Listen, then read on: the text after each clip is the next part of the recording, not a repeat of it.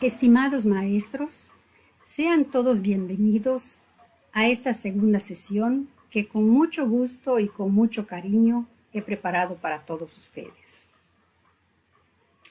Antes de iniciar, quiero pedirles que por favor se cuiden mucho, que traten de seguir las normas sanitarias que se están proponiendo para que podamos salir con éxito de esta contingencia que estamos viviendo. También quiero invitarlos para que sigan trabajando con el esmero que siempre han demostrado, para que sigan subiendo sus tareas, para que sigan participando, para que sigan realizando las acciones que les solicitan los maestros. Esto es para que puedan lograr con éxito la maestría que están cursando, para que puedan llegar a la meta que ustedes se han trazado. Por su parte, el instituto también está tratando de crear las mejores condiciones para que ustedes puedan lograr en tiempo y forma concluir con su maestría. Entonces, uniendo los esfuerzos, sí se puede. Así que ánimo, vamos a echarle muchas ganas y vamos a continuar trabajando. Esta sesión 2 tiene por título Los modelos constructivistas y corresponde a la asignatura del constructivismo que se ubica en el segundo semestre de la maestría en educación que el Instituto David Alfaro Siqueiros les ofrece. Una servidora catedrática, Alma Guadalupe Góngora Magaña, es la responsable de este curso o de esta asignatura.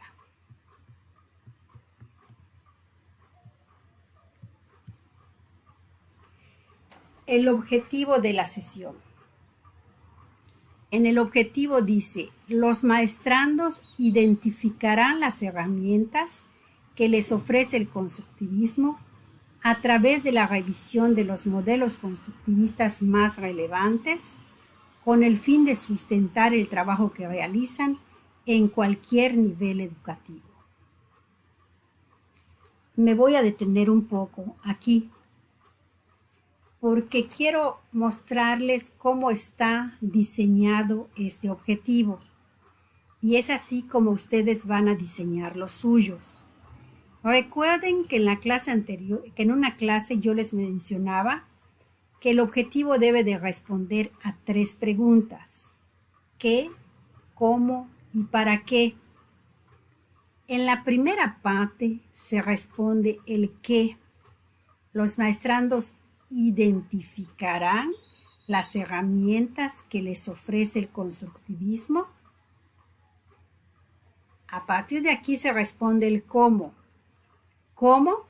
A través de la revisión de los modelos constructivistas más relevantes. Y a partir de aquí se responde el para qué, con el fin de sustentar el trabajo que realizan en cualquier nivel educativo. Es así como van a diseñar su objetivo. Y es así como vemos que el objetivo de la sesión es proporcionarles herramientas para que ustedes puedan sustentar la práctica que realizan.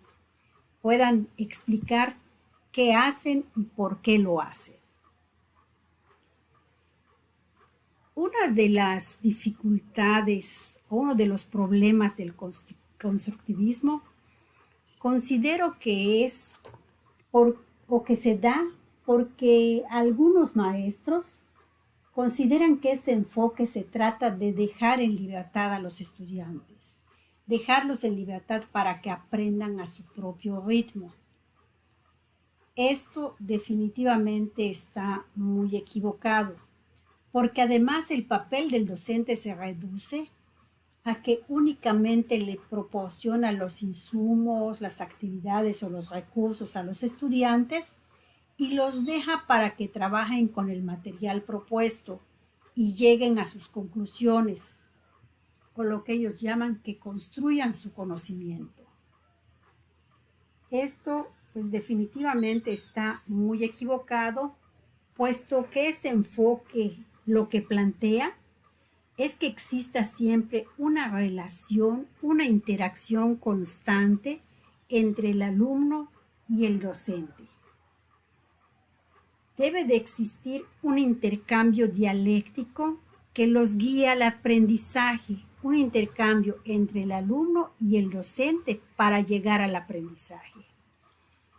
Ambos nos beneficiamos con las actividades, con las situaciones que se van trabajando en el salón de clases. Los maestros también aprendemos de los alumnos, también aprendemos con los alumnos. Ambos caminamos hacia el aprendizaje. Por lo tanto, no podemos dejar solo al alumno para construir su conocimiento.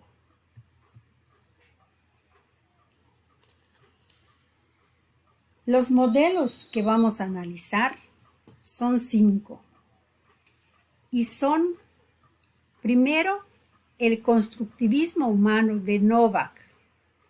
Segundo, el aprendizaje significativo de Ausubel. Tercero, la heurística de Gowin. Cuarto, el cambio conceptual de Posner, Streich, Euston y Gersov. 5. La transformación intelectual propuesta por Bachelard.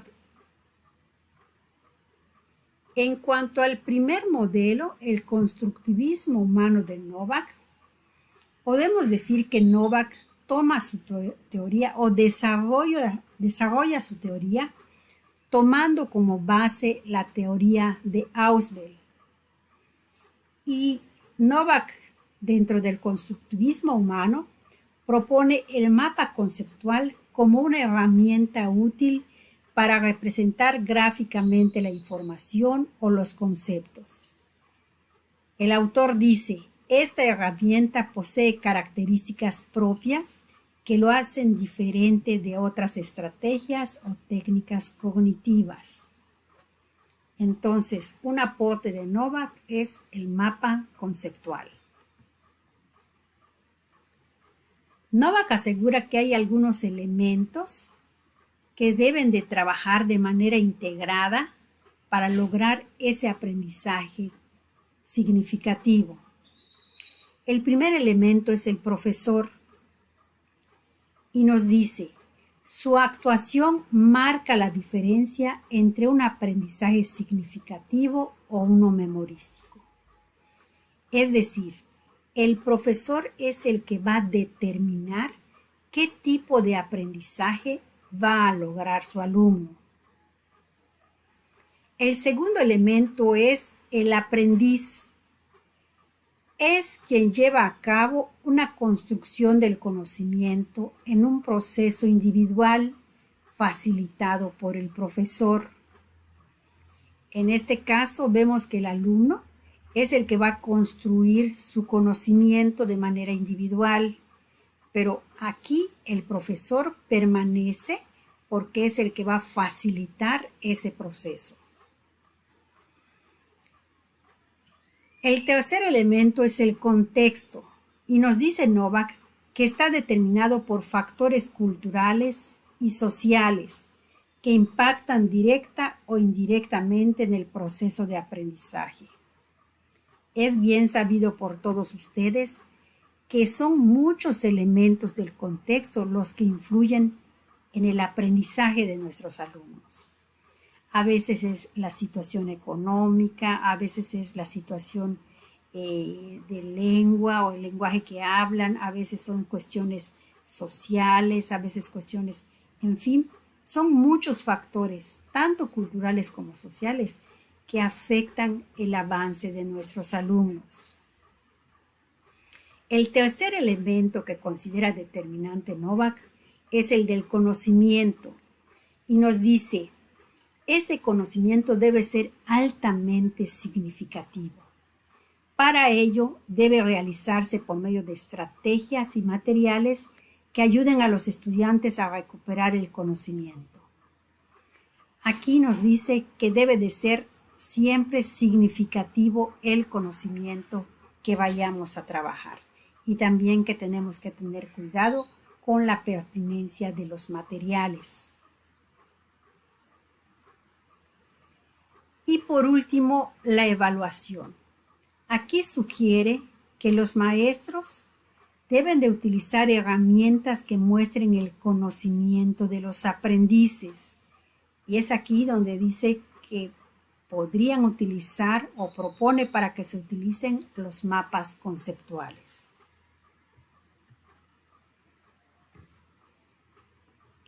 En su teoría, Novak propone que para construir los significados hay que manejar 3 conceptos de gran trascendencia.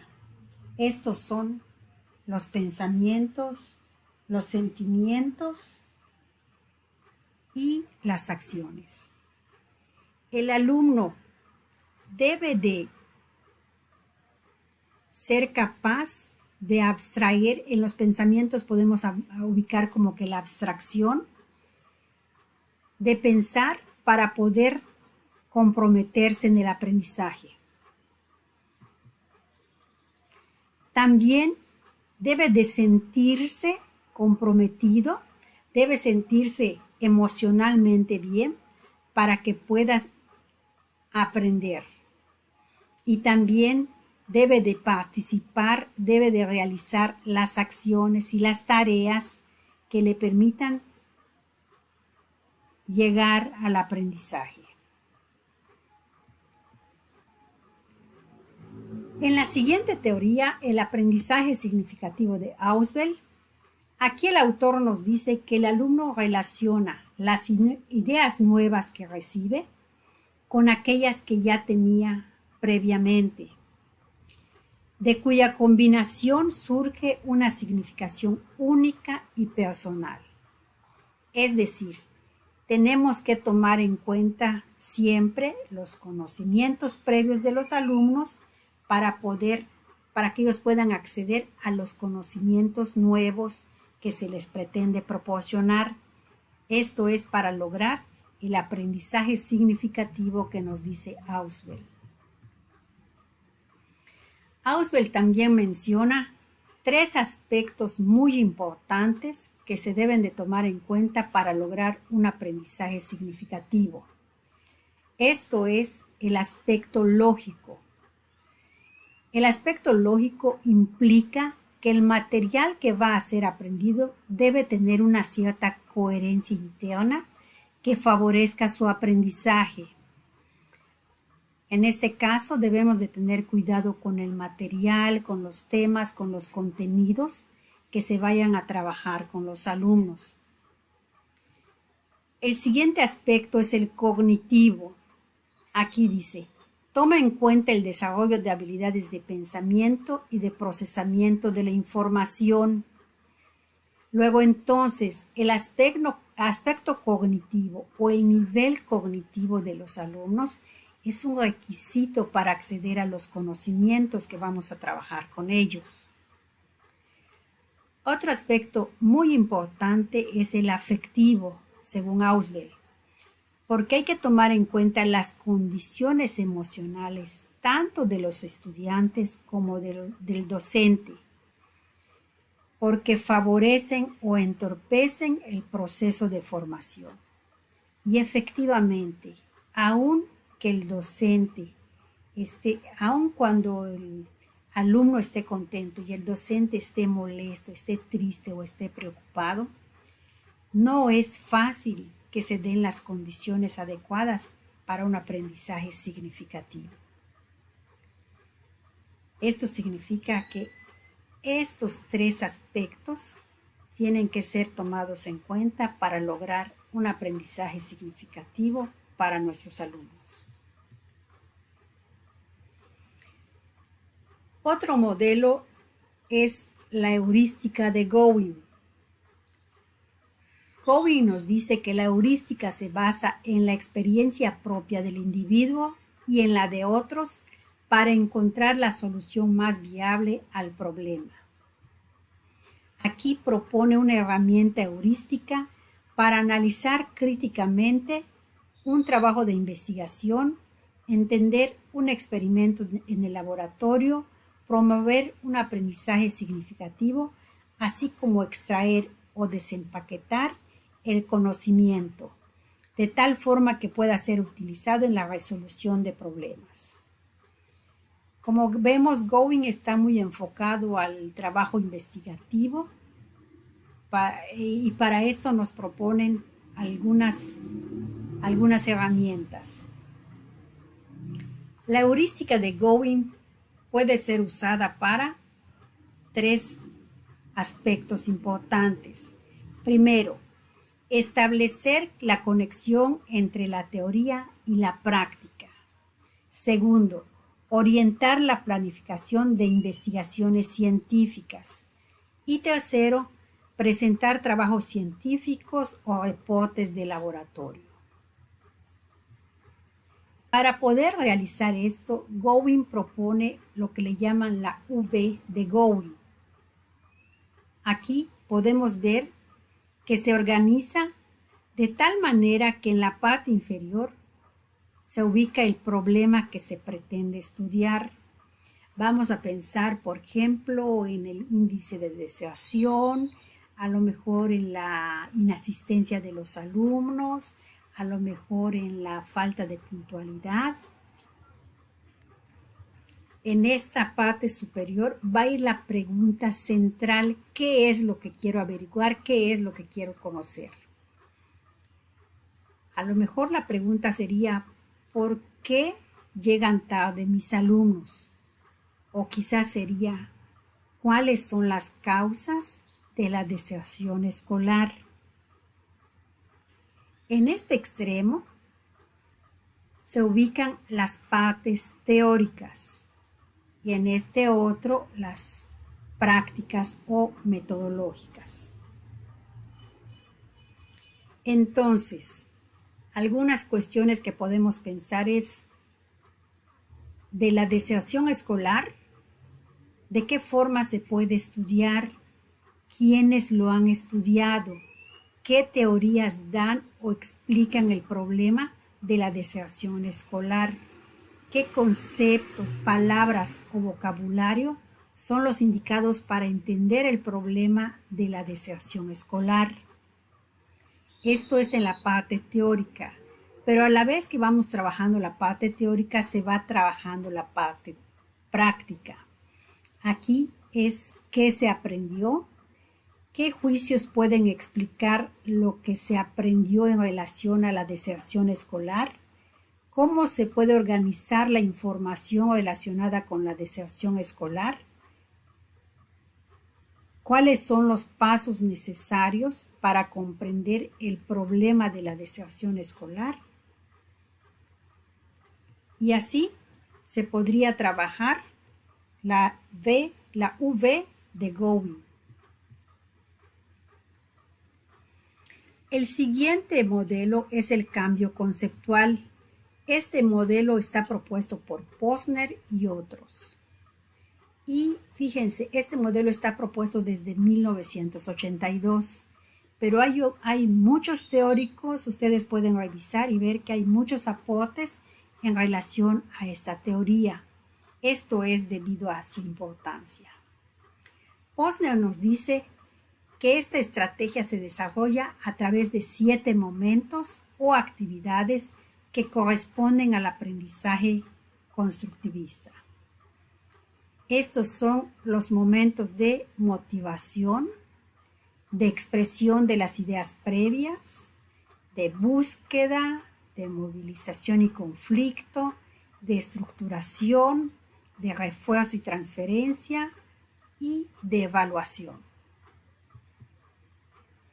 El primer momento, que es el de motivación, lo podemos encontrar en la fase inicial y lo que pretende es motivar al alumno para la nueva situación de aprendizaje. Es decir, se trata de despertar en él la curiosidad para aprender. En esta etapa se tiene que movilizar al alumno, comprometiéndole afectivamente para las nuevas actividades a realizar. Aquí le podemos decir que nada es imposible. A lo imposible le quito la partícula de im y queda lo posible. Entonces, siempre es posible, a pesar de las situaciones difíciles como la contingencia, a pesar de los problemas que nos puede estar planteando, siempre es posible seguir y lograr cumplir con nuestras metas.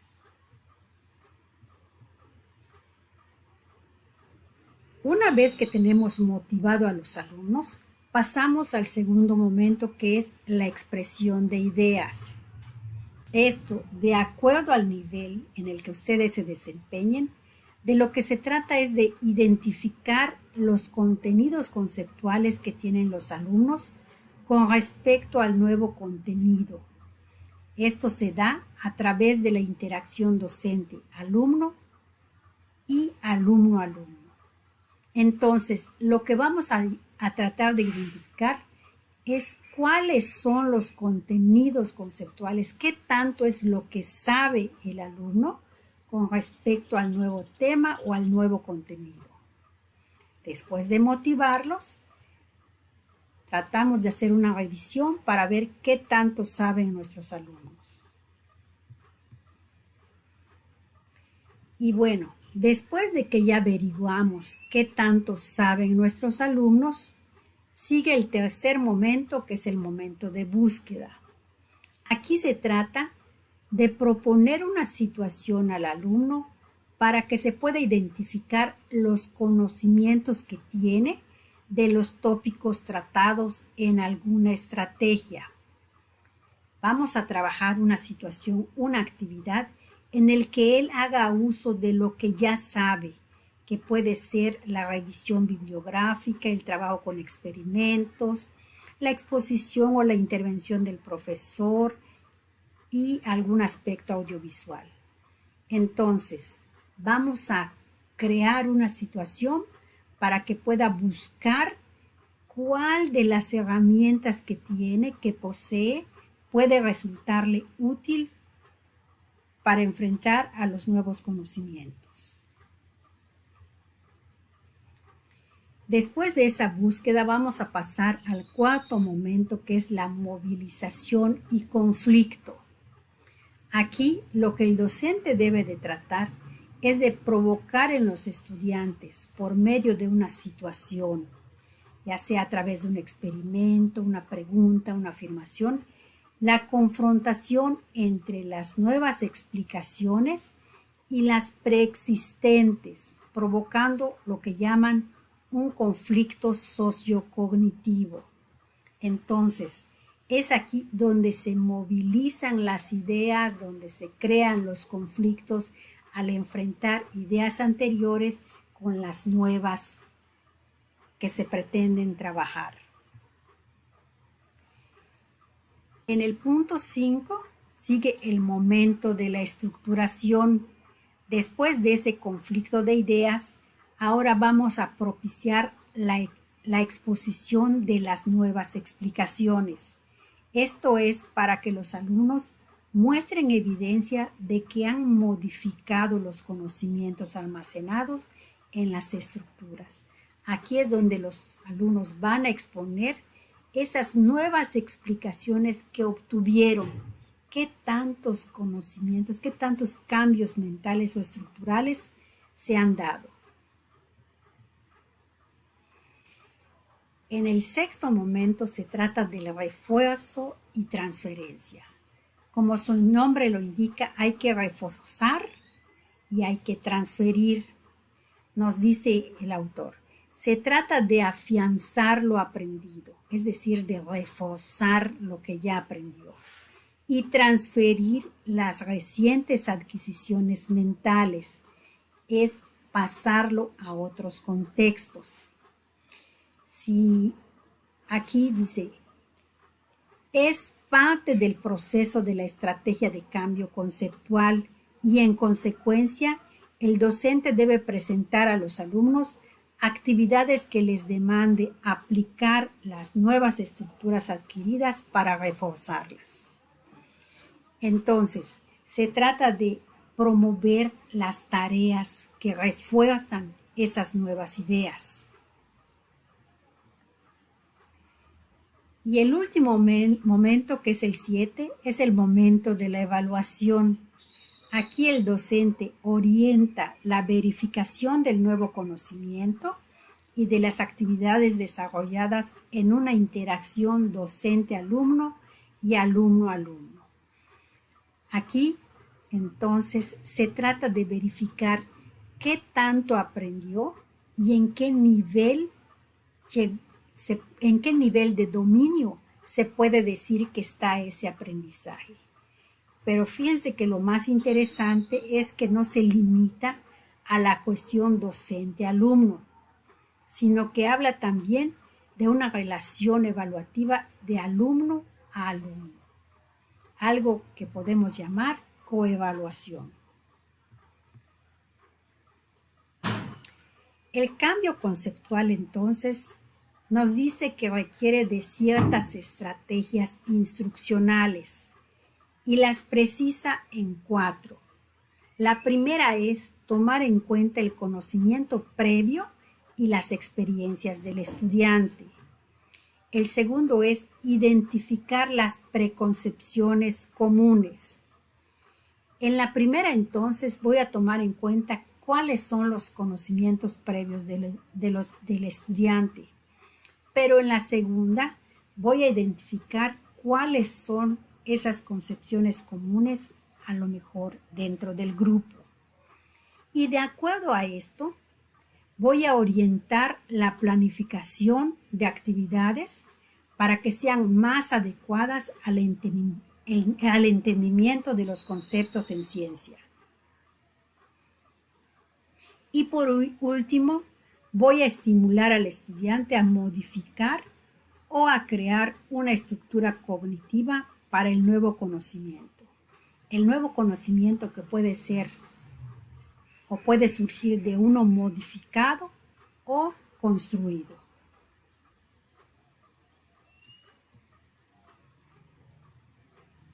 El autor también nos dice que es necesario tomar en cuenta cuáles son las condiciones para que se presente el cambio conceptual.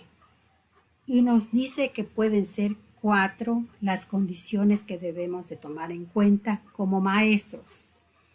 La primera, que la nueva concepción debe ser potencialmente fructífera, debe de ser interesante, debe de ser útil para el alumno, para que entonces se pueda dar ese cambio. La segunda, debe existir una insatisfacción con las concepciones existentes, es decir, que esas concepciones que posee el alumno no resulten suficientes para resolver una nueva situación, para resolver un nuevo tema. Siguiente, el estudiante debe ser capaz de entender lo que significa la nueva concepción, es decir, que le debe de quedar en claro qué es lo que está aprendiendo. Y por último nos dice, la nueva concepción debe ser consistente con el conocimiento existente, aunque inicialmente contradiga las ideas previas del estudiante.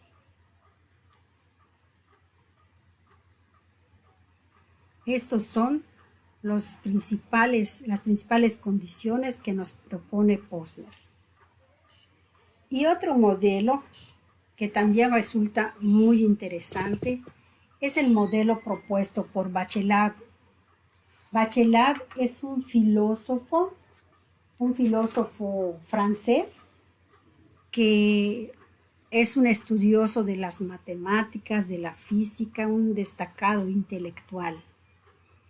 Este autor nos habla no de un cambio, sino que una transformación intelectual. Y para eso, él nos dice que hay 10 obstáculos.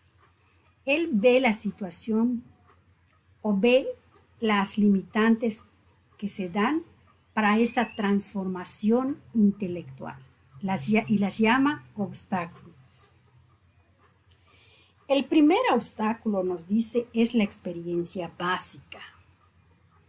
Aquí, la información que se percibe los primeros años de vida, al no sufrir crítica, al no sufrir cambio alguno, pasa a convertirse en una verdad primaria, frente a la que ya no es posible crear nuevos conocimientos. ¿Qué significa esto? Sabemos que hay cuestiones que son difíciles de cambiar. Hay personas que están tan acostumbradas a trabajar, por ejemplo, de una manera, y como piensan que les ha resultado, les cuesta mucho trabajo cambiar y piensan que esto es lo correcto. Entonces, es una experiencia, es un obstáculo, la experiencia básica. El segundo obstáculo es el realista y nos dice, consiste en tomar una noción como una realidad indiscutible de la que parte toda una serie de conocimientos que tienen relación directa e indiscutible con la naturaleza de la noción misma. Para Bachelard, lo importante es contradecir una situación, una circunstancia para poder llegar a la verdad. Y aquí, si nosotros vemos una realidad como algo totalmente inacabado, se convierte en un obstáculo realista, porque todo lo que involucre esa noción, ese concepto, también va a ser indiscutible. Y ahí el obstáculo para Bachelard. Otro obstáculo es el verbal, porque dice, ocurre cuando un término que se considera claro pasa a ser tratado como un axioma, al que no es necesario explicar, dejando de ser una palabra y pasando a ser una categoría empírica para el que lo utiliza. También las palabras, los conceptos se convierten en obstáculos cuando los tomamos como algo totalmente lógico, totalmente difícil de discutir.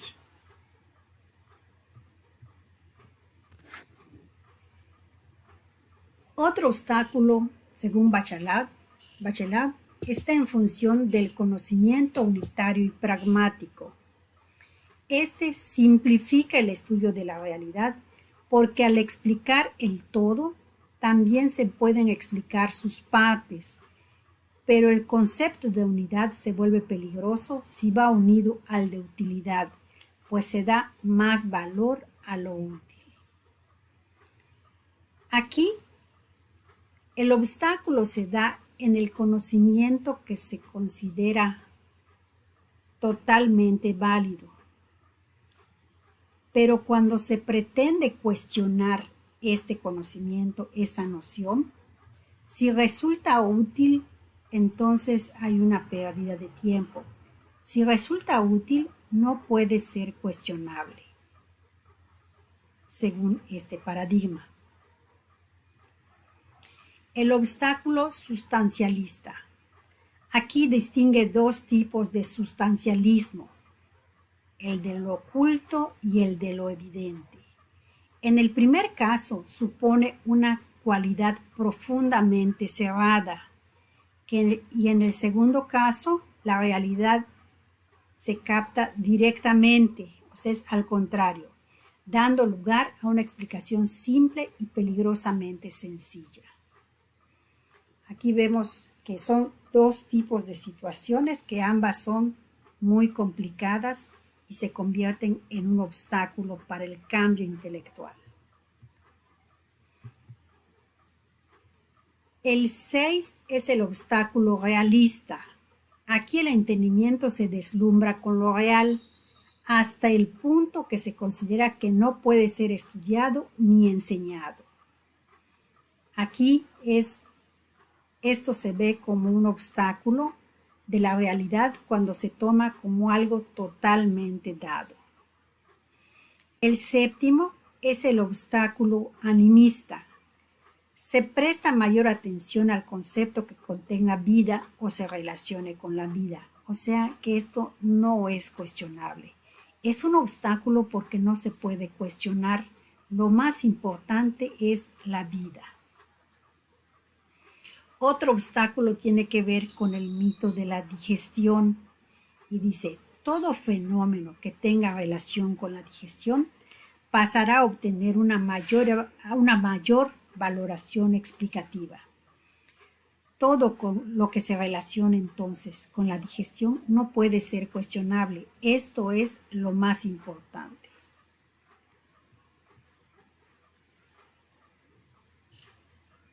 El siguiente obstáculo se relaciona con la libido y dice, poseer conocimientos permite a unos pocos estar en las más altas esferas sociales, dado que tienen el poder de transformar el mundo real e influir sobre el mundo inmaterial. Esto también no es cuestionable. Son algunos pocos los que tienen acceso a las altas esferas sociales y son los que poseen una cultura que es compatible en ese nivel. El décimo y el último obstáculo es el del conocimiento cuantitativo. Aquí se considera que todo conocimiento cuantitativo está libre de errores y salta de lo cuantitativo a lo objetivo. Esto también se da en educación. A veces pensamos que 2 más 2 son 4 y eso es totalmente objetivo porque es lo que siempre conocemos. Sin embargo, Bachelard nos dice, hay que cuestionarlo para llegar a la transformación intelectual. Y estos son los enfoques que hemos tratado. Y por último tenemos la actividad 3, que es el registro de experiencias. Lo que van a hacer entonces es que de manera individual van a hacer su registro de experiencias para el informe del portafolio de evidencias. Recuerden que tiene que tener una portada con los datos generales de identificación y aquí les dejo anexo la rúbrica para que se vayan basando en la elaboración.